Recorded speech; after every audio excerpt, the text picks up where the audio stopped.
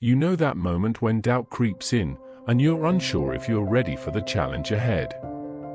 It's a familiar feeling, one that can be paralyzing, but also a sign that you're on the cusp of growth. As you reflect on past experiences, you may recall instances where you felt the weight of high stakes. Perhaps it was a critical exam, a job interview, or a personal decision that had far-reaching consequences. Whatever the situation, your brain's response was likely similar: a surge of anxiety, a racing heart, and a sense of uncertainty. This is because your brain's prefrontal cortex, responsible for decision-making under uncertainty, is wired to respond to threats. When faced with high-stakes situations, your prefrontal cortex activates the brain's default mode network, leading to increased activity in areas associated with anxiety and fear. Imagine you're standing at the edge of a cliff, looking out at a vast expanse of uncertainty. Your brain is warning you of the potential dangers, and your default mode network is on high alert. But what if you took a step back, and instead of fearing the unknown, you began to explore it? What if you saw the high stakes as an opportunity for growth, rather than a threat to your well-being? As you ponder this question, recall a time when you felt a sense of excitement and curiosity in the face of uncertainty. What were you doing? Who were you with? What were the circumstances? Now, let's explore the matrix of comfort, a psychological construct that can suppress our potential. This loop is fueled by the brain's dopamine system, which is wired to respond to novelty and reward. However, when we face high-stakes situations, our brain's default mode network takes over, leading to a decrease in dopamine release and an increase in anxiety. You may find yourself trapped in this loop, constantly seeking comfort and avoiding uncertainty. But what if you broke free from this cycle?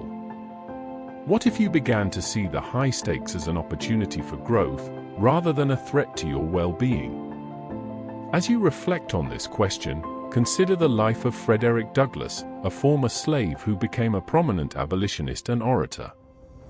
Despite facing unimaginable challenges, Douglass continued to push forward, using his experiences as a catalyst for growth and change. You too can tap into this same sense of resilience by reframing your perception of high stakes. Instead of seeing them as threats, view them as opportunities for growth and learning. This mindset shift can be a powerful catalyst for change, allowing you to break free from the matrix of comfort and realize your full potential. But how do you begin to implement this mindset shift?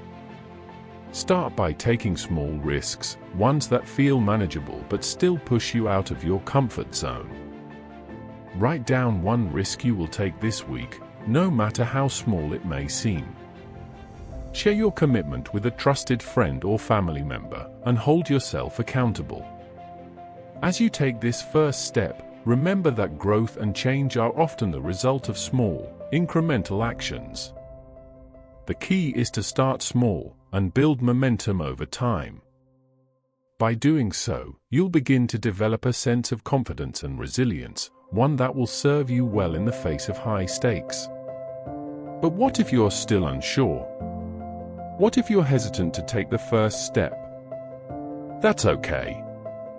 The important thing is to acknowledge your doubts and fears, and to begin working through them. This may involve seeking support from a trusted friend or mentor, or engaging in activities that help you build confidence and resilience. As you continue on this journey, recall the words of Robert E. McGinnis, a renowned artist who continued to create despite the challenges he faced.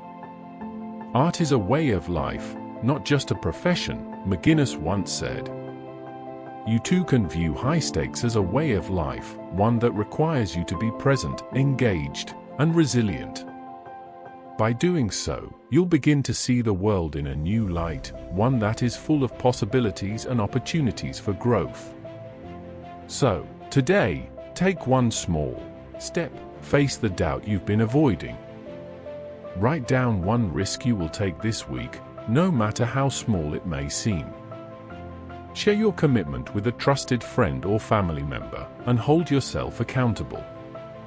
As you take this first step, remember that growth and change are often the result of small, incremental actions. The key is to start small and build momentum over time. By doing so, you'll begin to develop a sense of confidence and resilience, one that will serve you well in the face of high stakes. When was the last time you avoided a risk because it felt too big? How did your body respond? What were the consequences of avoiding that risk? As you reflect on these questions, consider the concept of high stakes in different contexts. What does it mean to you, personally? How do you respond when faced with uncertainty and risk? Remember, growth and change are often the result of small, incremental actions. The key is to start small and build momentum over time. By doing so, you'll begin to develop a sense of confidence and resilience, one that will serve you well in the face of high stakes.